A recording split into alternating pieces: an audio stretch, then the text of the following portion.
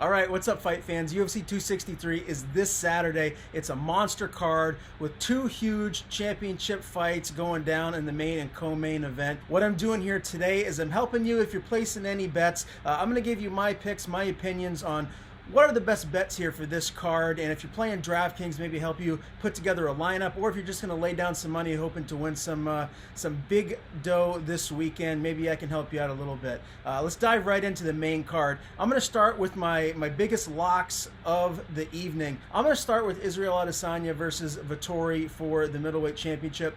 These guys fought a few years ago. Vettori hasn't lost since they previously fought. Adesanya just went up to 205 and lost to Blachowicz. No shame losing to a significantly larger man than Adesanya. But, you know, the 185-pound division, Israel has just looked amazing in. The one guy that I feel like really could give him trouble if he's on his game is the former champion, Robert Whittaker. And if he wins, that fight could be next. That's exactly what I'm expecting. As much as I like Vettori, I just feel like an angry, motivated Adesanya, which is exactly what he is from the trash talk that Vettori has given leading up to this fight, is going to bring out the best possible version of Izzy in this title fight. I don't think it's going to get into the third round. I am picking Adesanya to win via knockout, via TKO, however you want to look at it. He's going to get the finish, in my opinion.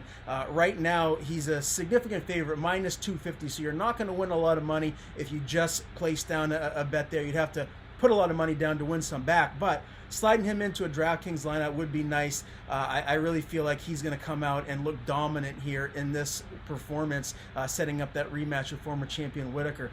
All right, now the co-main event, Deiveson Figueiredo, Brandon Moreno. Epic first fight. Both of those guys went at it. You know, I'm a Brandon Moreno fan. I just interviewed him leading up to this fight. He told me that really what he needs to do is put the pressure on Figueiredo, put the pressure on the champion, have him on his heels so he doesn't land those big shots. You know, I feel like Figueiredo is a larger, more muscular man than Moreno.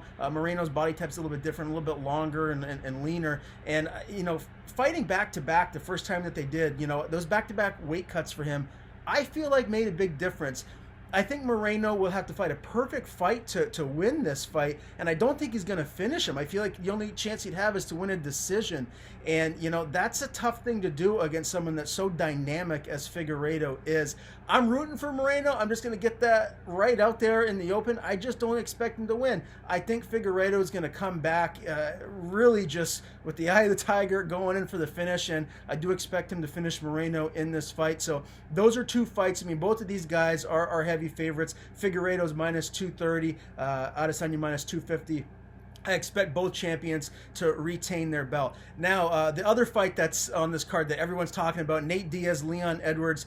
I'm a huge Nate Diaz fan, if you can't tell from what's behind me. I want Nate Diaz to win, but, you know, I feel like Diaz is best at lightweight. I feel like that's where he'd have the best chance of having success moving towards, you know, a championship title, you know, or at least contending for one. You know, Leon Edwards is the bigger man, although Diaz disagrees and says, no, he's bigger than him. Edwards is a minus 600 favorite in this fight, so that is significant. It's absolutely huge.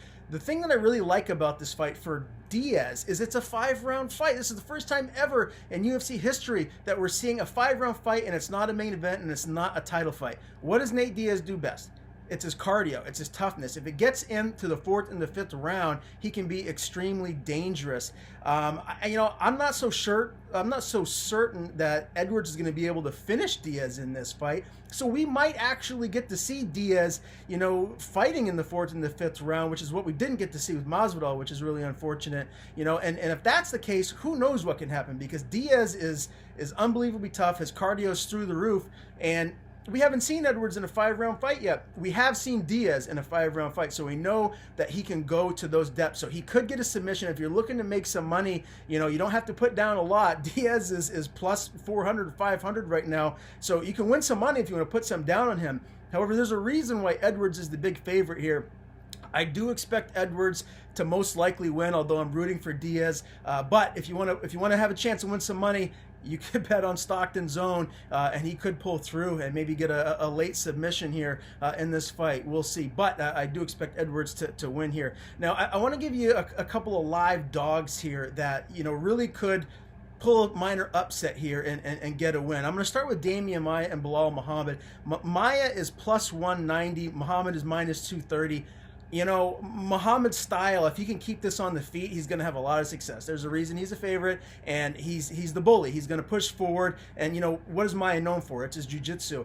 But anything can happen in an MMA fight. If this goes to the ground, all it takes is one mistake from Belal Muhammad for Maia to capitalize and get a submission victory here. So it can happen. This is a guy that if you're putting together a DraftKings lineup, you could slide right in there because a submission, it's not unprobable. It could happen. And if you want to win and you want to use all that allotted money that you have for a DraftKings lineup, you got to pick a couple upsets. This is one that actually could happen. Damian Maia, one of the best BJJ practitioners on the planet. So keep your eye out there. I also want to mention Lauren Murphy and Joanne Calderwood. Murphy is plus 25. She's on a win streak. Both of these ladies are a little bit older. You know, I don't expect either one of them to win a title right now. Calderwood's already been there. She's already been at the top of the division. And this is Murphy's time. I just feel like this fight, you know, with the momentum that she has to get a win to keep it going, to get that title shot, which is what she wants.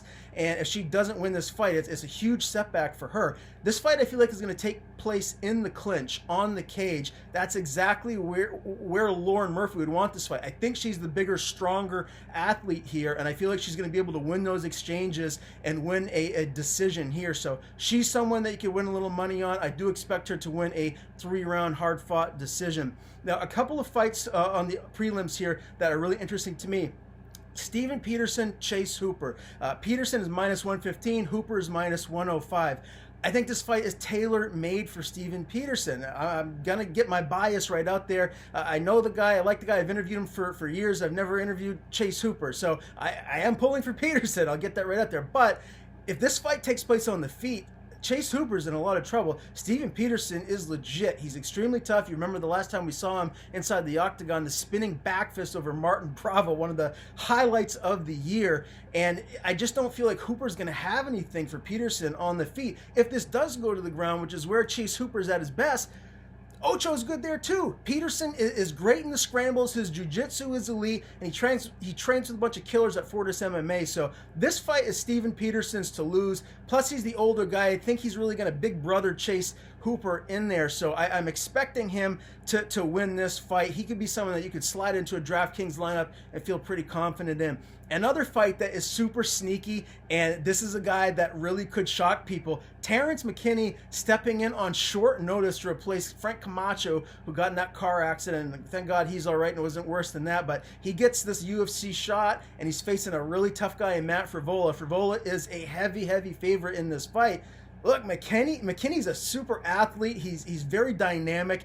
He's got a bunch of finishes to his name. You know him from Dana White's Contender Series. You know, he obviously didn't get the nod then, but here he is. He's strung together some wins, and he's back. And a lot of times you see guys like, you know, remember Kevin Kroom. He gets this short notice fight, you know, against Roosevelt Roberts as a heavy underdog, comes in, shocks everyone, you know. And sometimes you see that with these guys that get this shot. This is their time to shine. They have nothing to lose, and they go in there and just let it all out and perform at their best.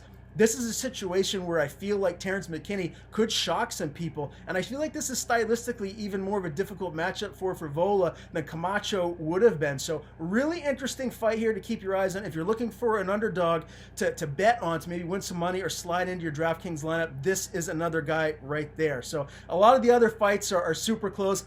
You know, one that I'm staying away from is Brad Riddell and Drew Dober. Brad Riddell is plus 220. Drew Dober is minus 150. These guys are going to get in there and slug it out. It could be fight of the night. It could go either way. Both of these guys, their stand-up is amazing. But again, this card is top to bottom just very good, and I'm super excited for it. I put in a lot of DraftKings lineups. I'm hoping to win some money. I'll give you guys a little sneak peek as to one of them. I got Israel Adesanya, Figueiredo, Peterson, Riddell, Lendramini, and McKinney, and I still have $700 left over to play with. So a lot of great ways that you could go, and I hope this gives you a little bit of a knowledge base to maybe help you guys win some money.